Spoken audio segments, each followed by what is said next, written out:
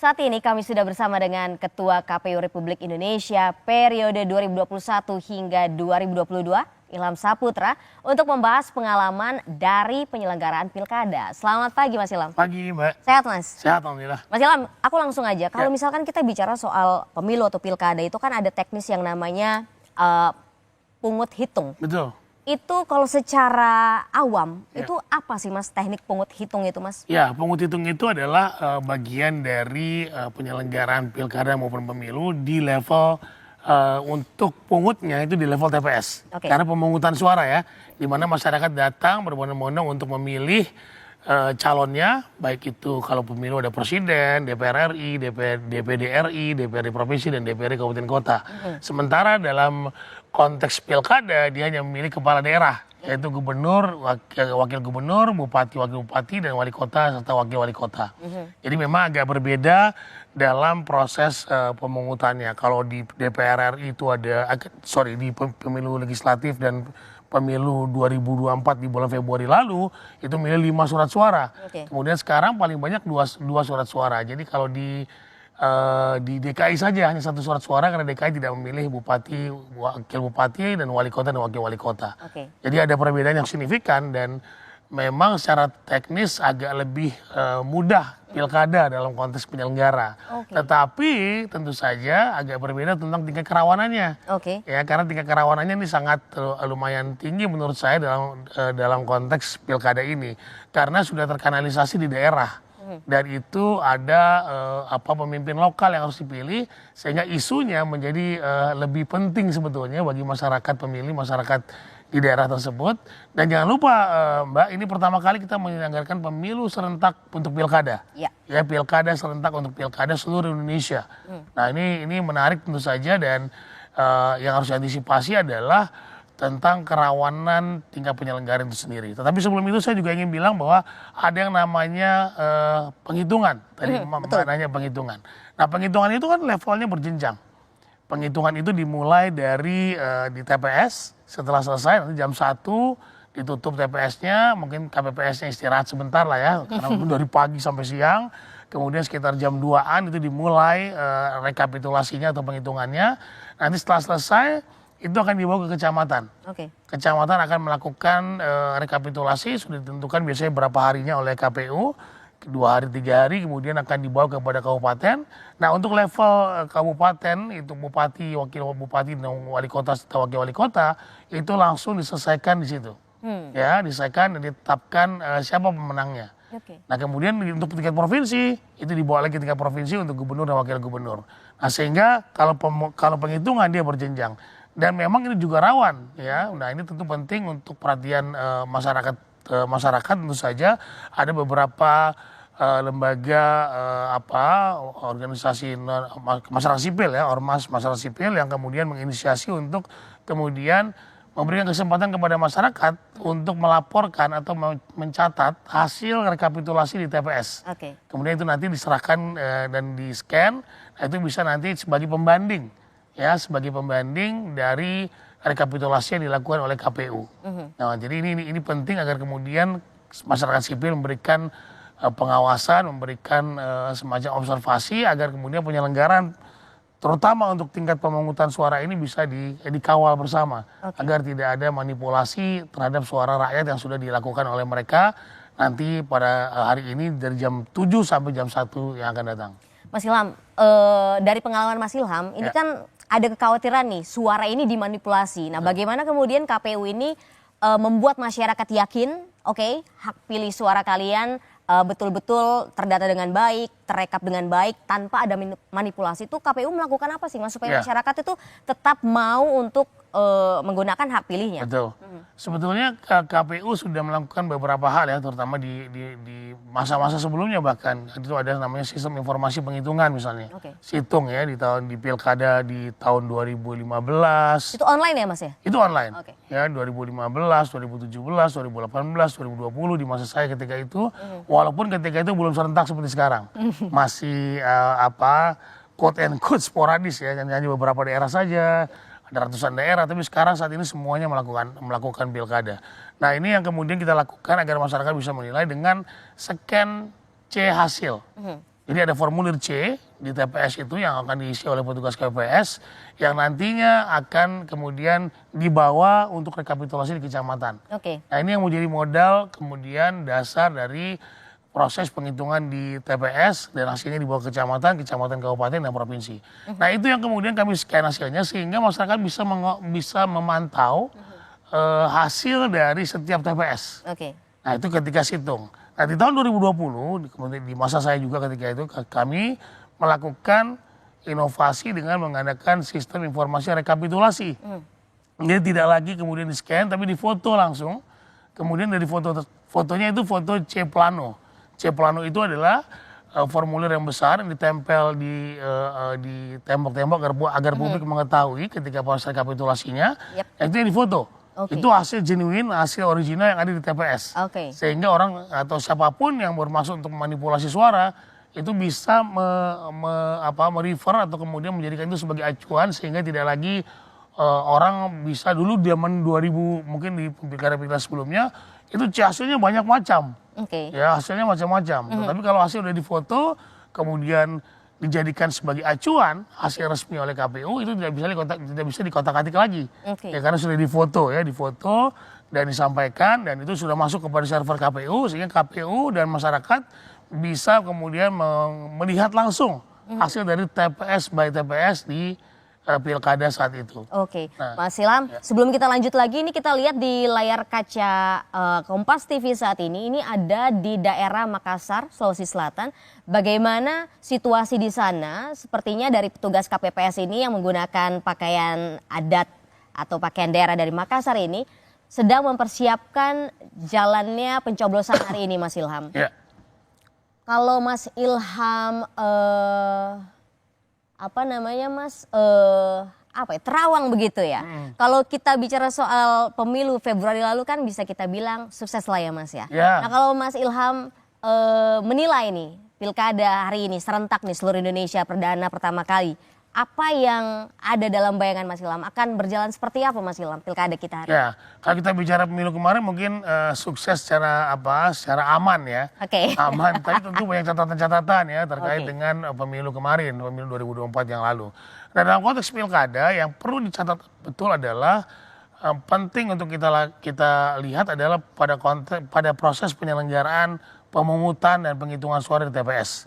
Ya, tentu kita harus pastikan bahwa masyarakat tidak diintervensi, masyarakat tidak diintimidasi ketika mereka masuk ke TPS. Ya, ini tentu penting sekali karena ini adalah hak masyarakat untuk tidak diintervensi dan diintimidasi. Karena memang ini adalah hal yang rawan. Ketika masyarakat diintimidasi, maka tentu pilihan masyarakat tidak sebebas seperti ketika mereka tidak diintimidasi misalnya saja. Nah ini salah satu menjadi titik rawan dari penyelenggaraan pilkada. Kemudian juga profesionalisme dari penyelenggara pemilu. Dari level bawah sampai level atas. Ya, agar kemudian suara rakyat bisa betul-betul genuine, original. Kemudian bisa memilih pemimpin yang terbaik menurut versi mereka.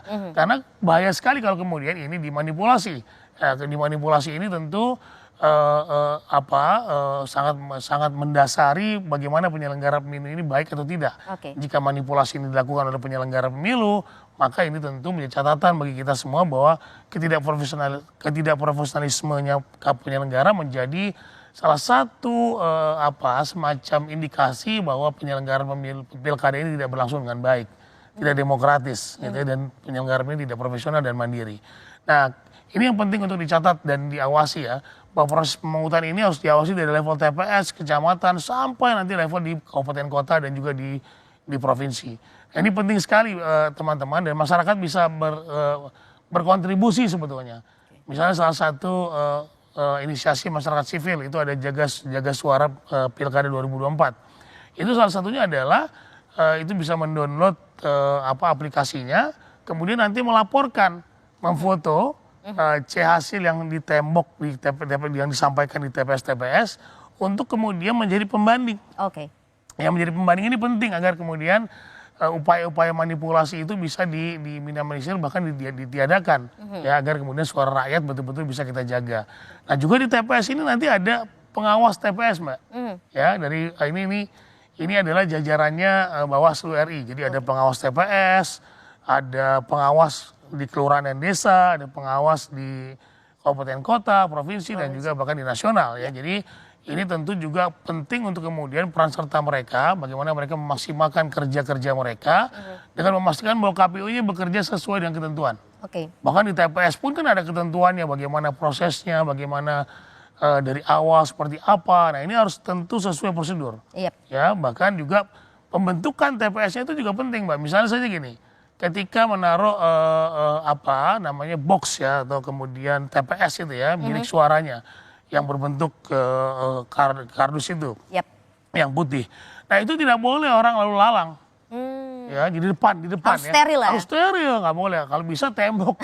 Di depannya tuh tembok, jadi orang nggak bisa kemudian hilir mudik untuk kemudian memastikan bahwa mereka terganggu lah ya, atau kemudian ada upaya-upaya memberikan syarat dan sebagainya. Misalnya seperti itu. Kemudian jangan lupa juga kepada saudara-saudara kita yang disabilitas. Jangan sampai TPS-nya nanti ditaruh di tempat-tempat yang sulit diakses bagi teman-teman disabilitas, terutama yang kemudian misalnya tidak punya tangannya tidak ada atau kakinya tidak ada karena berbagai faktor. Ini juga penting untuk kemudian diantisipasi. Kemudian tapi di beberapa TPS ada yang namanya template bagi teman-teman tunanetra yang bisa jadikan alat bantu dan membaca huruf braille. Mereka memilih siapa. Oke, Mas Ilham, kita akan lanjutkan lagi dialog kita usai jeda. Saudara, tetaplah bersama kami. Anda kembali di program Menuju Kotak Suara, masih bersama saya Gita Markasri dan juga ada Mas Ilham Saputra. Mas Ilham, kita lanjut lagi. Soal intervensi tadi Mas di Kotak Suara saat para warga atau masyarakat sedang atau mau mencoblos. Itu bentuk-bentuk intervensi itu apakah selalu dalam bentuk kekerasan begitu Mas? Atau dengan lemah lembut, tapi sebetulnya itu bentuk intervensi Mas Ilham? Sebetulnya bisa macam-macam ya Mbak ya. Bisa juga dengan model kekerasan, sebenarnya di beberapa tempat kita temukan itu. Misalnya orang tidak boleh datang ke TPS dengan ancaman, atau juga kemudian dengan yang lebih lembut misalnya saja, ya money politik untuk kemudian orang tidak datang ke TPS kan juga sebenarnya itu serangan fajar tuh ya Mas? Serangan fajar dan juga beberapa faktor lain ya. Tetapi yang ingin saya sampaikan adalah bahwa masyarakat itu bebas memilih. Ya, siapapun yang kemudian punya memenuhi syarat sebagai pemilih, dia bebas memilih dan tidak bisa diintervensi oleh siapapun, bahkan oleh pihak keamanan, oleh siapapun. Nah, pihak keamanan juga sebenarnya saya kira sudah tahu dengan kondisi seperti ini. Jadi oleh karenanya saya minta kepada berbagai pihak untuk kemudian tidak melakukan intervensi terkait dengan penyelenggaraan pilkada kali ini. Biarkan masyarakat memilih agar kemudian masyarakat menikmati hasil pilihannya. Ya, kalau kemudian pilkadanya berlangsung dengan baik tanpa ada hal intervensi-intervensi seperti itu, saya meyakini kok bahwa nanti yang muncul adalah pemimpin-pemimpin yang terbaik di antara mereka, seperti itu. Tapi juga masyarakatnya juga jangan mau dong harusnya diintervensi ya Mas ya? Pastinya. Gimana membangun masyarakat ini supaya pede, jangan mau dia diintervensi? Ya, penyelenggara pemilu saya kira KPU dan Bawaslu beberapa kali kemudian sudah membuat program ya, seperti misalnya saja kalau Bawaslu tuh pernah buat misalnya desa tolak money politics misalnya. Nah ya, memberikan kesadaran bahwa penting untuk menolak. Ini terkait dengan pride, harga diri masyarakat, kemudian juga terkait dengan bahwa pemilu tuh adalah hak asasi gitu ya. Kemudian tidak bisa diintervensi dengan uang yang cuman mungkin uang belanja sehari gitu ya. Nah ini kan juga terkait dengan bagaimana kita mendidik publik dan juga itu peran kita semua. Dari keluarga kita sampaikan bahwa money politik ini adalah hal yang buruk gitu ya, kemudian juga mencederai harga diri kita, mencederai harga diri bangsa, dan juga mencederai proses demokrasi itu sendiri. Ya, penyelenggara pemilu akan tercederai, penyelenggara pilkada akan tercederai jika kemudian masyarakat masih menerima money politik seperti itu. Karena saya yakin sekali deh, kalau pemimpin-pemimpin yang melakukan upaya money politik ini untuk memenangkan kontestasi pilkada, saya yakin nanti kedepannya biasanya korupsi. Ya, untuk kemudian udah bisa dibaca itu Mas. Udah bisa dibaca, mengembalikan uang modal seperti itu. Dan jadi ini kalau teman-teman atau kemudian masyarakat tidak menginginkan hal seperti itu, maka hindarilah money politik dan tolak money politik. Oke Mas, kalau kita pindah ke topik selanjutnya soal logistik Mas. Indonesia daerahnya luas sekali, besar, ada daerah 3T ya, terdepan, terluar, terpencil di sana. Sebetulnya dari pengalaman Mas Ilham sendiri tuh apa sih kesulitan gitu Mas dalam mendistribusikan logistik? Ya, paling sulit adalah terkait dengan infrastruktur di beberapa daerah yang memang belum mumpuni atau belum layak untuk kemudian mengirim logistik secara mungkin kalau Jakarta ya dan Jawa Barat mungkin sebagian ada juga yang seperti belum masih ada gunung-gunung gitu ya untuk kemudian kepada masyarakat kepulauan ya di beberapa daerah Indonesia Timur bahkan kita melakukan prioritas ya misalnya saja surat-surat dicetak. Nah priority pertamanya adalah ke daerah yang terpencil tersebut. 3T ini ya? 3T ini. Ya. Kemudian juga ini menjadi kebanyakan di Indonesia Timur walaupun di Jawa juga ada ya. Di Jawa Timur ada Bawean, misalnya di Madura ada beberapa pulau-pulau terpencil. Tapi kalau di Papua, di Maluku, terutama Maluku Utara dan Maluku ini kabupaten kotanya kan kepulauan. Yep. Ya ada Tanimbar, ada Aru, ada Maluku Utara, Kota Tua dan sebagainya. Nah ini menjadi prioritas kita untuk kemudian dikirim dan tentu juga tidak bisa KPU bekerja sendiri. Ya. Biasanya ketika di masa saya bekerja sama dengan misalnya TNI AL. Kalau mereka punya kapal yang memang bisa menembus ombak yang begitu lagi. Nah ini kan lagi musim hujan ya. Ombak tinggi biasanya seperti itu. Kemudian kita bekerja sama dengan TNI AU misalnya saja terkait dengan pengiriman logistik menggunakan Hercules ya agar kemudian bisa tepat waktu. Nah prinsipnya logistik itu tepat waktu, tepat tempatnya gitu ya, dan juga dalam produksi logistiknya juga harus tepat. Makanya memilih provider atau memilih penyedia logistik ini juga penting. Nah ini juga harus terbuka dan tidak main-main gitu ya. Agar kemudian dalam konteks memastikan bahwa pengiriman logistik itu tepat waktu dan tepat tempatnya, tetapi dalam pilkada biasanya tidak ada masalah karena di pilkada itu dia hanya 2 surat suara dan 1 surat suara. Ya, kalau di pileg biasanya itu ada tertukar dapil, ya kemudian ya tertukar dapil paling banyak dan juga ada keterlambatan. Karena memang pileg ini lumayan masif dan suara-suaranya banyak.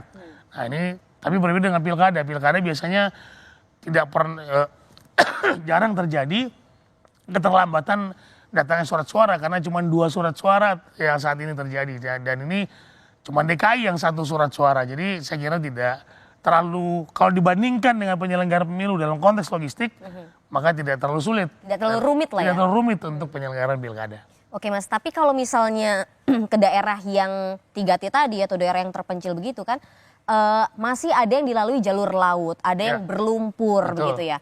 Itu dilapisi oleh plastik. Apakah secara teknis memang surat suara itu dilapisi plastik supaya tetap baik begitu kondisi? Betul, sebetulnya kan itu adalah bagian dari upaya kita agar kemudian tidak kena air sebetulnya ya, tidak kena air. Nah itu nggak ada masalah. Karena di beberapa tempat nanti kan logistik ini kan sebetulnya dia gini, dari provider masuk ke KPU, gudang KPU masing-masing ya, ke KPU provinsi misalnya. Nah KPU provinsi itu nanti akan memastikan bahwa gudang itu aman, tidak ada kena hujan, tidak banjir dan sebagainya. Kemudian juga harus dibuat planning kalau banjir seperti apa, nanti plan B-nya seperti apa. Tentu harus berkoordinasi dengan penyedia. Ya kalau kemudian banjir, ya karena ini musim hujan nih, ya musim hujan. Nah jadi setelah itu kemudian nanti KPU provinsi memastikan distribusi ke kabupaten kota. Ya ini untuk suara-suara gubernur ya.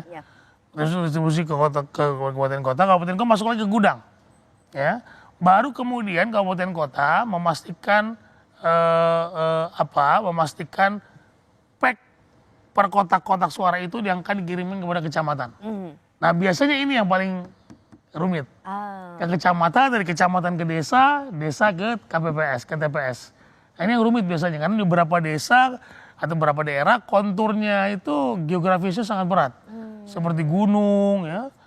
Saya pernah juga ketika itu ke Sulawesi Tengah misalnya saja. Itu di daerah itu ada daerah namanya saya lupa namanya, tapi itu ada di Sulteng.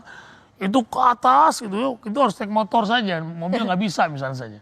Nah ini juga harus menjadi perhatian. Nah, tentu KPU sudah menghitung itu. Bagaimana berkoordinasi dengan penyedia, kemudian juga berkoordinasi dengan berbagai pihak untuk transportasinya misalnya saja. Dan biasanya berkoordinasi dengan Pemda. Kita juga bisa menyewa mobil-mobil 4-wheel drive ya yang kemudian bisa menembus daerah-daerah lumpur dan bisa naik ke daerah-daerah yang tanjakannya sulit, rumit dan sebagainya. Dan ini memang terjadi terutama di Papua, di Maluku, di beberapa tempat Sulawesi. Nah ini daerah terpencil menjadi saya kira KPU sudah punya solusinya untuk kemudian berkoordinasi dengan berbagai pihak agar kemudian logistik ini bisa tepat waktu dan tepat sampainya ke daerah yang dituju. Selain Mas Ilham yang sebutkan tadi kan ada infrastruktur, kemudian geografis, ada kendala lain nggak sih Mas dalam pendistribusian logistik tuh?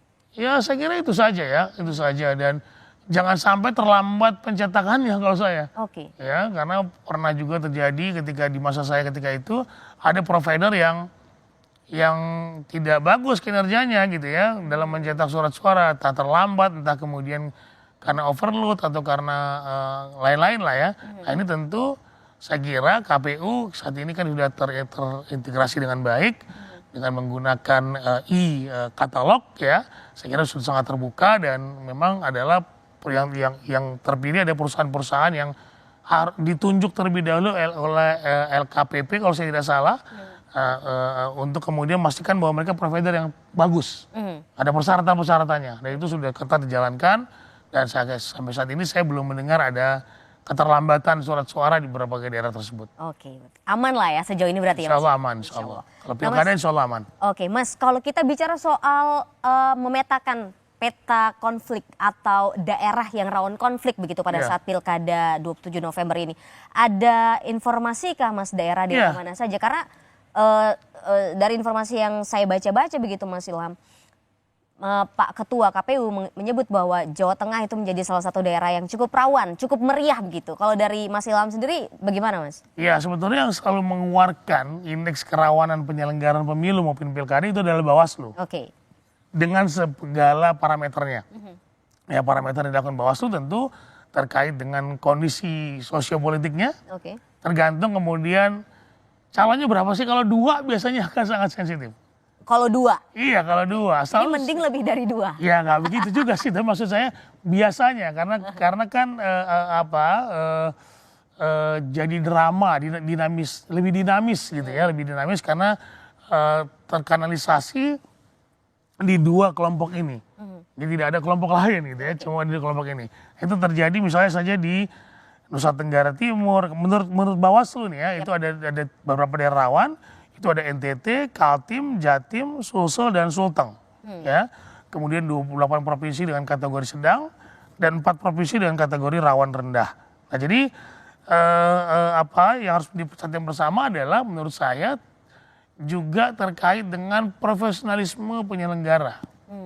Jangan sampai kemudian konflik ini terjadi karena ketidakprofesionalan dari penyelenggara pemilu, baik itu KPU maupun Bawaslu dalam melakukan tugas-tugasnya. Ya, ini perlu penting untuk kemudian dijaga betul. Ya, karena saya dulu ketika penyelenggaraan pilkada, pemilu, walaupun saya mengatakan bahwa ada beberapa catatan, tetapi saya selalu tegaskan bahwa jangan sampai kemudian konflik itu muncul dari penyelenggara. Karena ketidakmandirian kah? Karena ketidakprofesionalan kah? Nah ini yang kemudian menjadi salah satu titik penting untuk dilihat. Nah kemudian juga bagaimana kemudian penyelenggara dan juga pihak keamanan memastikan bahwa mengkampanyekan lah ya kepada masyarakat bahwa ini hanya level pilkada, cuma memilih pemimpin. Ini kan cuma fasilitas, ya quote and quote fasilitas untuk kemudian masyarakat bisa memilih pemimpinnya. Jadi bukan untuk segala-galanya. Nah ini yang penting untuk ditekankan bahwa kadang-kadang kita masih melihat bahwa di beberapa tempat ini penting, ini marwah, ini dan sebagainya. Ini cuma karena mungkin untuk mewakili suara mereka Mas. Ya, mereka juga. It is important, tapi kemudian lebih penting lagi untuk menjaga stabilitas. Karena pilkada itu cuma berapa hari, cuma 1 hari rekap di kecamatan, rekap kabupaten, ketok, ini udah selesai. Bahkan ada lagi kemudian tempat untuk EU protes, entah itu bisa di Bawaslu di berbagai level, dan juga bisa tempat masyarakat protes atau kemudian mengajukan komplain terhadap proses penyelenggaraan pemilu ke Mahkamah Konstitusi di terakhir. Nah misalnya seperti itu. Jadi udah ada kanannya, undang-undang sudah mengatur. Oleh karenanya mari kita betul-betul fokus ke penyelenggaraan pilkada ini dan tidak ada konflik yang kemudian membuat kita menjadi tidak nyaman dan membuat daerah juga menjadi tidak kondusif. Oke.